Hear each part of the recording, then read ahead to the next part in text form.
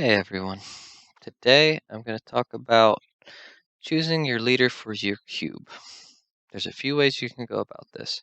Either the cube has one specific leader, which is what the draft boxes have, or you can have a pool of leaders that you also draft as well as your deck.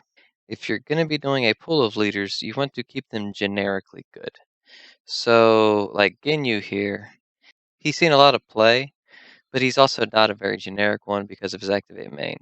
People used him before because he had access to Cold Bloodlust and he had Self Awaken.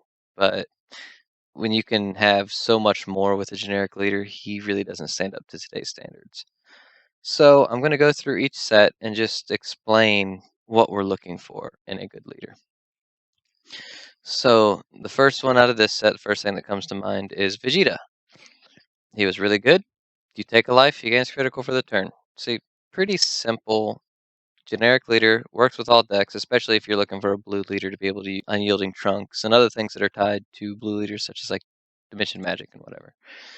So going on to Union Force, looking at these leaders, a good one, at least I feel, for Cube is Chilled because the tokens are actually kind of useful in a slower format, but he's still not the best. Like out of this set right here, I feel that Cell is a better leader because on his Awakened side, he gives you the control aspect and crazy draw power. And same thing with Trunks.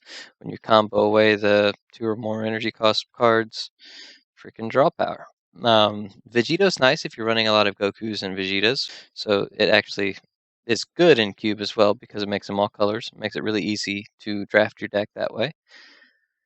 We're just gonna skip on down to Colossal Warfare, I think. Yes. This is where we started having the good black leaders. So, actually, no. The good black leader is in. Well, that one's a good one. Mass Saiyan. Um, he's really good if you're running both black and colored cards because he gets critical and then the plus 5k.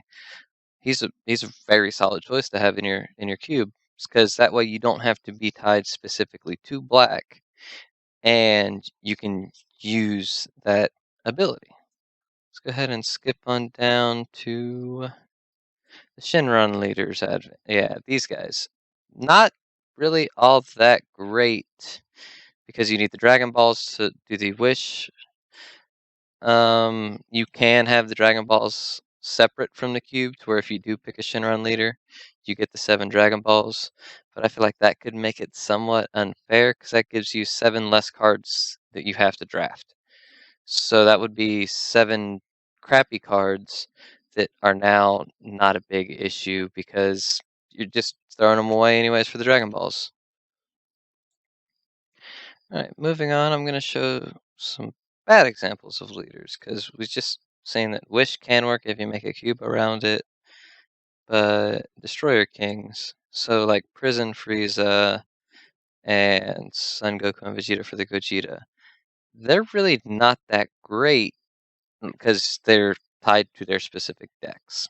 Now, they would shine if you make a cube based around that archetype or being able to make a good deck. It wouldn't be a singleton cube, obviously, but it just takes a more themed cube that they would be good in. They wouldn't be good in just just a good cube with all good cards, no bad stuff. And then cards like Bulma, really good because there's a lot of Saiyans, there's a lot of Earthlings. She gives them blocker, and you get draw power. Draw power is something that you really lack in Cube. So any leader that helps you draw a bunch of cards. In fact, back here in Crossworlds, we have Pan.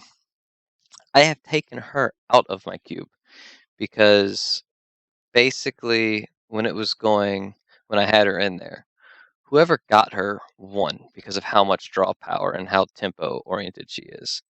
Now, with the better choices we have now as the sets have gone on, I might be able to add her back in, but she is just a powerhouse of a leader for the cube format.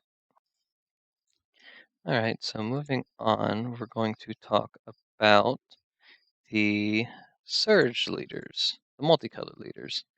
These are also really good generic leaders to add to your cube, and it really helps with people being able to draft two really strong super combos of different colors if they find them. It gives them a little different kind of deck building choices as well. So we got the Surge Goku, the Surge Piccolo, and the Surge Broly are all fantastic choices. Now that doesn't mean that there's not good ones in Universal Onslaught, because this Son Goku is pretty good for Self Awakening. So you can also run him, and I'm pretty sure there's going to be other good multicolor cards coming out later on, so you could use those as well. Okay, so now we have the theme booster leaders. So these things are good in a themed cube, but not so much outside. So I have a lot of Universe 7 cards in my cube, simply because it's more geared towards Tournament of Power, even though there are cards from all eras, all characters and everything. I do have a very large number of Universe cards. So I have this Frieza in my cube because the chances of you getting Universe 7 is pretty good. And him being Warrior of Universe 7, like, you don't have to worry so much about drafting your colors at that point. So that could be the same thing with all of the other Warrior of Universe 7 leaders that came after. The Kale would be pretty good, or the Caulifla that came in the draft box would also be pretty decent. But again, they would be good generically and pretty good in theme cubes. And it's cool to just have a nice little theme going for you.